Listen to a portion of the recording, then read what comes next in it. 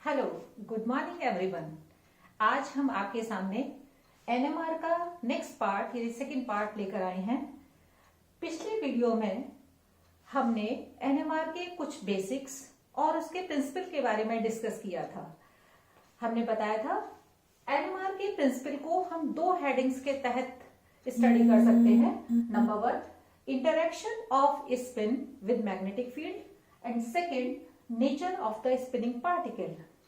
हमने पिछले वीडियो में फर्स्ट पार्ट को डिस्कस किया था, यानी interaction of A spin with magnetic field.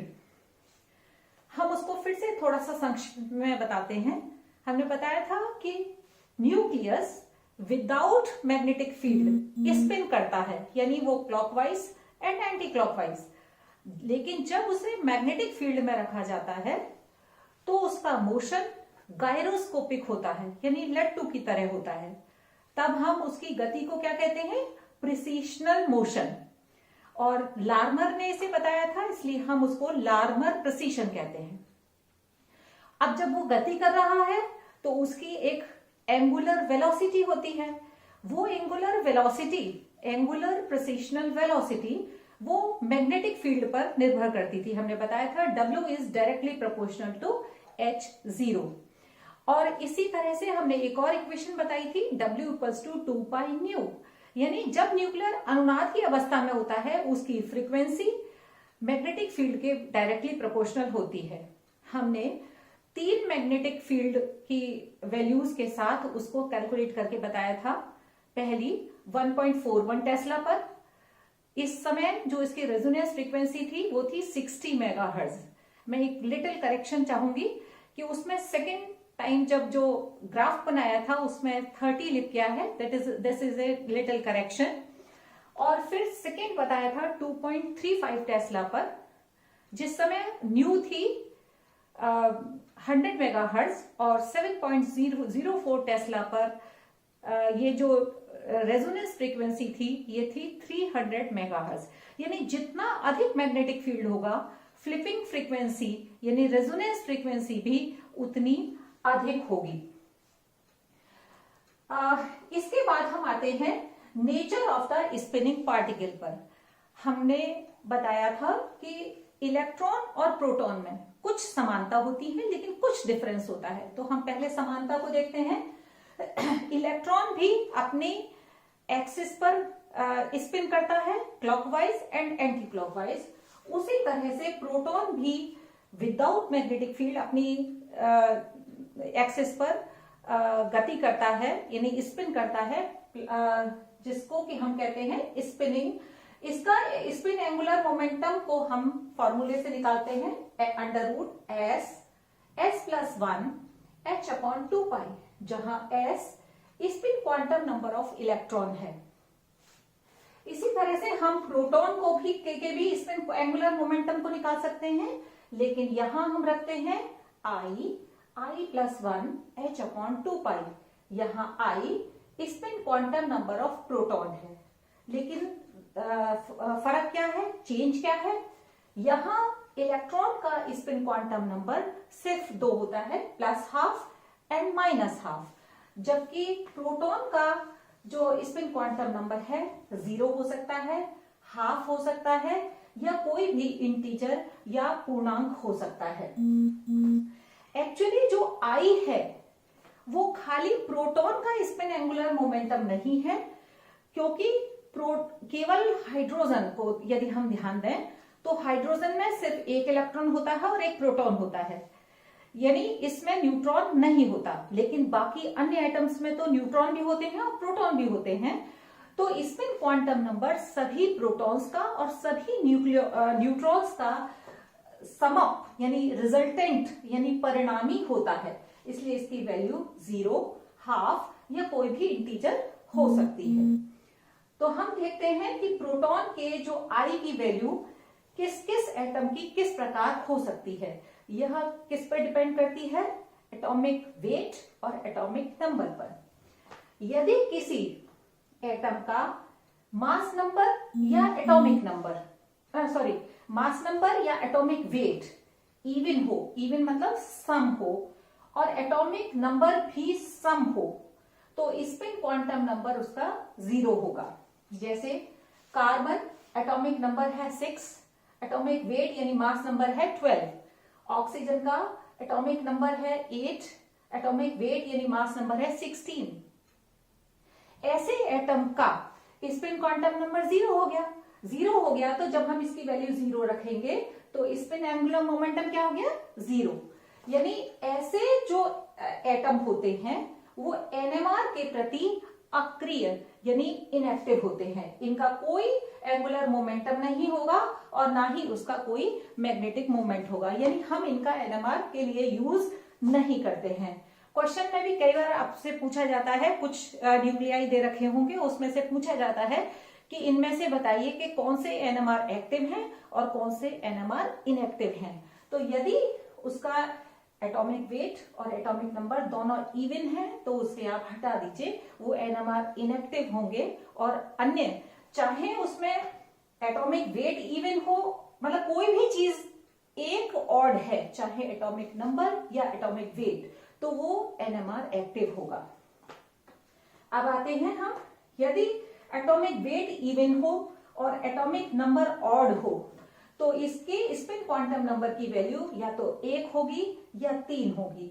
1 के एग्जाम्पल है H, 1 और 2, और इसका एग्जाम्पल है 7 और 14। देखिए इसमें एटॉमिक नंबर ऑड है और एटॉमिक वेट इवन है। दूसरी एक और कंडीशन लेते हैं जहां एटॉमिक वेट ऑड है और एटॉमिक नंबर ऑड हो सकता है या इवन हो सकता है। तो इसमें स्पिन क्वांटम नंबर की वैल्यू फ्रैक्शन होगी, यानी या तो हाफ हो सकती है या 3/2 हो सकती है या 5/2 हो सकती है या 7/2 हो सकती है। तो इनके एग्जांपल्स हैं, इनको बहुत ज्यादा याद करने की जरूरत नहीं है। इसमें मुख्यतः आप क्लोरीन का देखिएगा,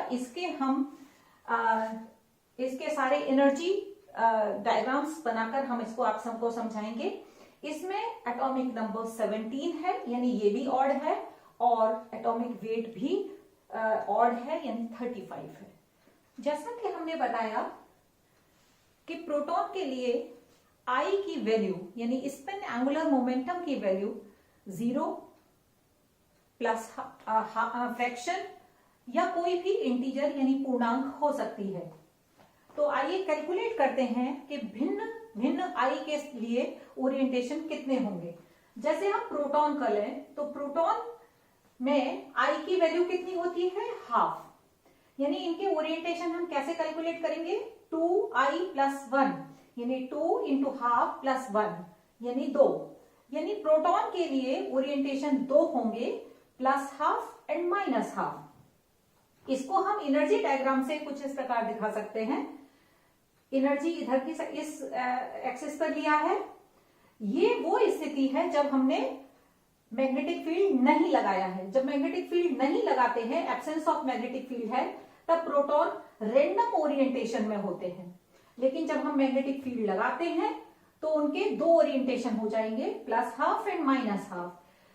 प्लस हाफ की एनर्जी कम होगी इसलिए इधर दिखाया है, और माइनस हाफ की एनर्जी अधिक होगी। यदि हम नॉर्थ और साउथ पोल देखें तो यदि इस डायरेक्शन में है, यानी इस तरह से मूव कर रहा है स्किन है, तो नॉर्थ पोल कहां होगा? ऊपर। लेकिन यदि इस तरह से मूव कर रहा है तो नॉर्थ पोल होगा नीचे। यदि हम इसको मैग्नेटिक फील्ड के साथ अलाइनमेंट के रूप में देखें तो जो प्लस हाफ होता है वो मैग्नेटिक फील्ड की अलाइनमेंट में होता है, इसलिए हम उसे ऊपर लिखेंगे, और माइनस हाफ को हम नीचे लिखेंगे। हम क्लोरीन का एग्जांपल लेते हैं। पिछले टेबल में हमने आपको बताया था कि इसमें आई की वैल्यू कितनी होती है? 3/2। तो ओरिएंटेशन कितने हो जाएंगे?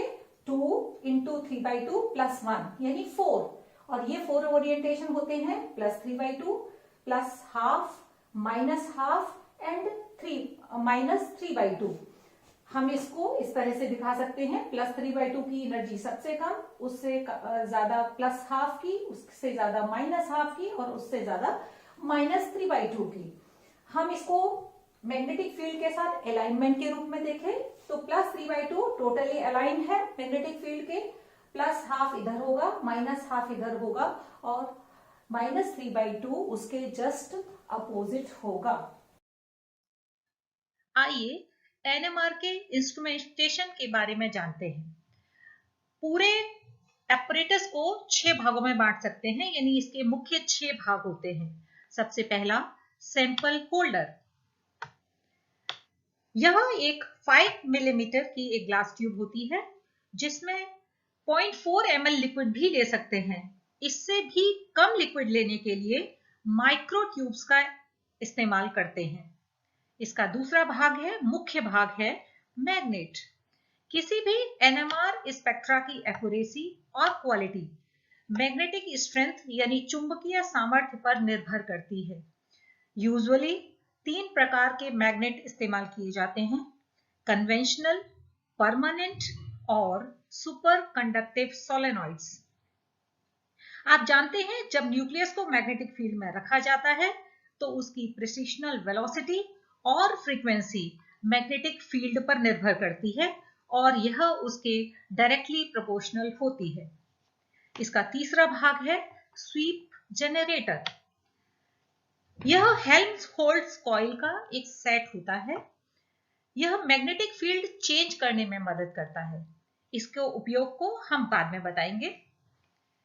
इसका नेक्स्ट पार्ट है रेडियो फ्रीक्वेंसी ट्रांसमीटर। इस कॉइल की सहायता से सैंपल होल्डर से जुड़ा रहता है तथा रिसीवर कॉइल व मैग्नेटिक फील्ड के परपेंडिकुलर होता है, यानी आरएफ ट्रांसमीटर, रिसीवर कॉइल और डिटेक्टर तीनों एक दूसरे के परपेंडिकुलर होते हैं, just like X, Y and Z axis.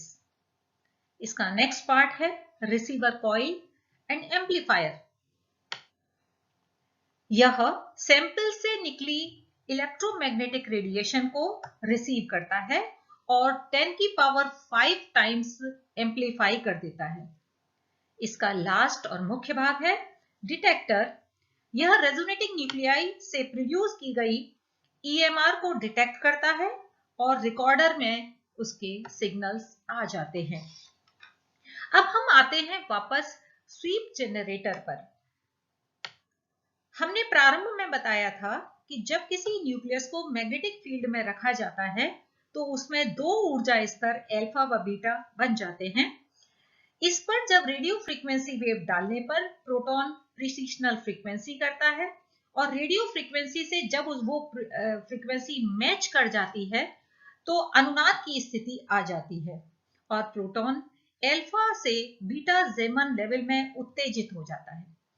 इस अनुनाद की अवस्था को लाने के लिए या तो रेडियो फ्रीक्वेंसी को चेंज करना पड़ेगा या मैग्नेटिक फील्ड को चेंज करना पड़ेगा। यदि हम रेडियो फ्रीक्वेंसी को चेंज करते हैं तो उसे हम रेडियो फ्रीक्वेंसी ट्रांसमीटर से इसकी फ्रीक्वेंसी को चेंज करते हैं और इसे हम फ्रीक्वेंसी स्वीप मेथड कहते हैं।